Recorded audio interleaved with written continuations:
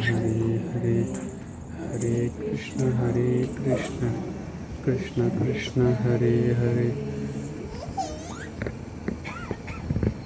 Yes, Uncle. Over to you, Aniruddh. Sitaram and Namaskaram, everyone. Sitaram. It's turned on.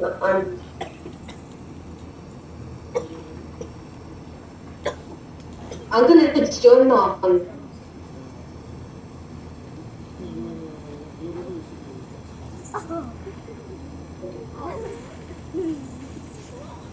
Sitaram and Namaskaram, everyone.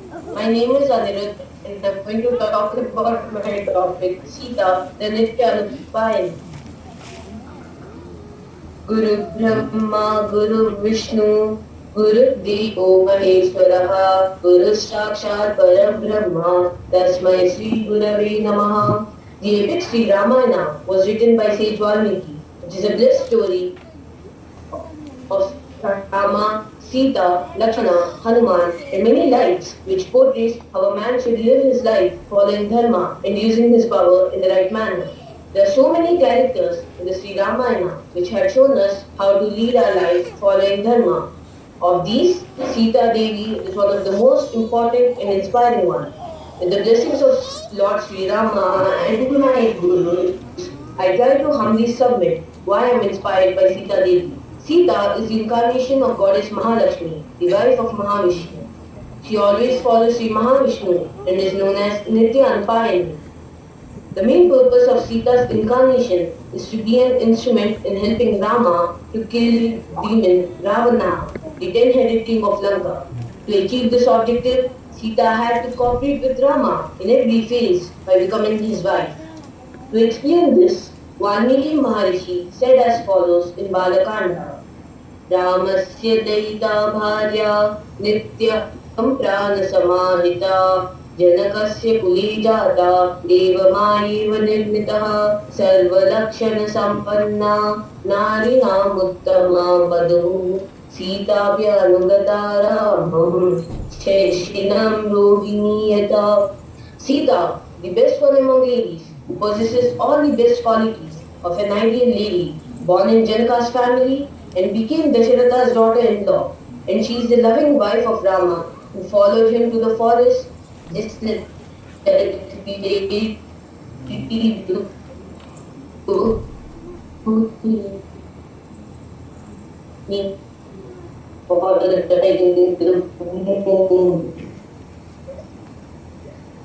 are many versions of the birth of Sita is regarded as the daughter of Bhumi Devi. Sita's birth star is Ashlesha constellation in Chaitra month.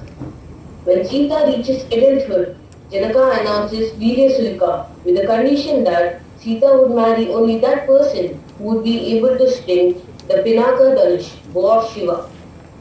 Janaka knew that it was difficult to lift the bow of Shiva for ordinary mortals, and for selfish people it was not even approachable. Thus, Janaka tries to find the best husband for Sita. This progressed for many years. After destroying demons like Tataka, Vishwamitra brought Sri Rama and his brother Lakshmana to Mithila. There Vishwamitra Pinaka Dhanush to Rama and Lakshmana. King Janaka narrated the reason for which the bow was there. On getting permission from both Vishwamitra and Janaka, Rama lifted the bow and stringed it effortlessly. And when he was trying to pull the string, examine it, the bow broke in the middle. On seeing this, Janaka felt delighted and took the permission from sage Vishwamitra to send his ministers to King Dasharatha to narrate the incident and bring him and his family for the Sita-Rama Vivaha.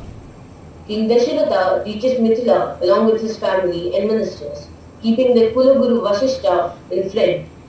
Sri Rama Vivaha is performed under the guidance of Vasishta and Vishwamitra with all traditions and splendor. King Janaka places Sita's hand in Rama's hand amidst all Vedic procedures and says she will be his partner in dharma. Iyam Sita mama suta sahadharma charitava praticha chainam bhadram de panim grihni shvapanina. Rama and Sita lived happily in Ayodhya for 12 years after their marriage. Then Dasharatha wanted to coronate Rama as Yuvaraja, since he felt he may not live long enough to rule the kingdom.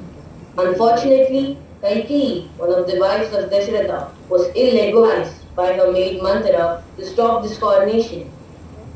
Hence, Kaikeyi requested Dasharatha to grant her the two boons he had given her earlier for saving his life. She forced Dasharatha to send Rama to exile for 14 years and her son Bharata to be coronated as the Yuvaraja. Following the dharma, Sita willingly renounced the comforts of the palace and joined Sri Rama in braving exile, even living in the dangerous forests like Dandaka and Panchavati.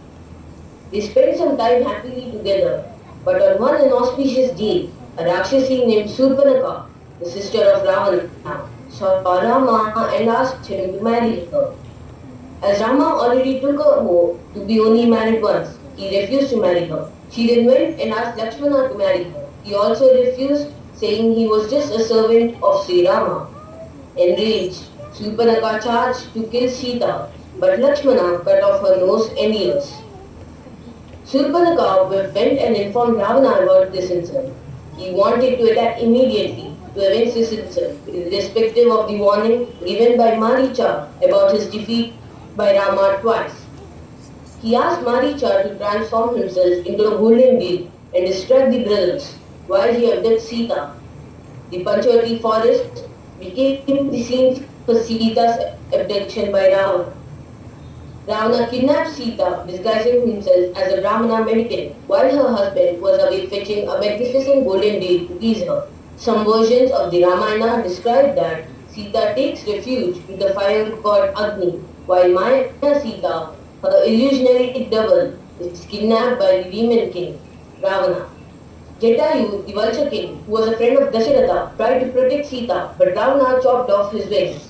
Jatayu survived long enough to inform Sri Rama of what had happened. Sita Devi was brought to Lanka. In Lanka, she was placed in Ashokavana, the royal garden. Ravana asked Sita to marry him, but she refused to do so. So Ravana gave her a limited time to decide.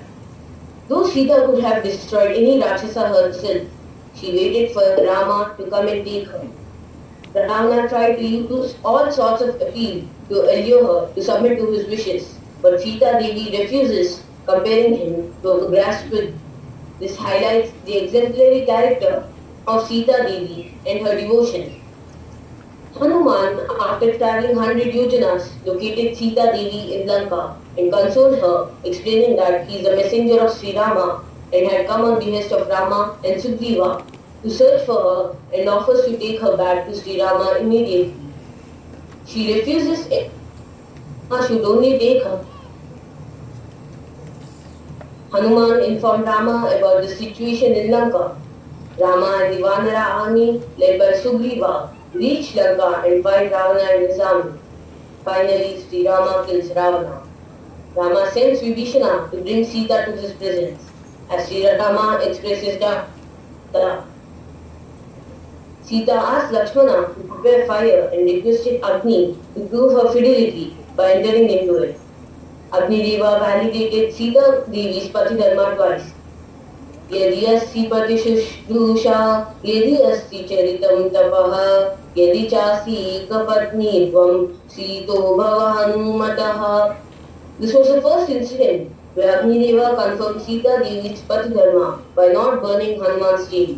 The other time was when Sita Devi proved her purity in front of Rama after Ravanavada. After returning back to Ayodhya, they lived happily for a little time. Rama sent Sita to the forest due to what the Lord had said. When Sri Rama sent Sita with Lakshmana to the forest, Lakshmana arrived at Valmiki Rishi's ashrama on the banks of the river Tamasa. Here, Sita gave birth to twins named Love and Kush. Valmiki Maharishi taught both of them the Shastras and the art of using weapons. He, knowing who they were, confirmed his own sons. Rama still hesitates to accept Sita. Enraged, Sita Devi pleads with Bhumi Devi, "If I am pure, take me away with you." And with these words, the ground splits and Sita Devi goes back to her mother. Later, Rama concludes his avatar and crowns. Rama and Sita Devi had shown an exemplary way for all of us to lead the human life in a righteous and dharma-filled way. I am thankful for the inspiring guidance of Sri Prabhakar Mama, who helped me with his valuable feedback and guidance for completing the study paper. I express my deepest gratitude to him for introducing me to the Ramayana slokas. I also thank my parents for the support. I would also offer my thanks to the teachers of the Ramayana Forum. I also thank all of you for encouraging me by listening to me patiently. Thank you. Sitaram.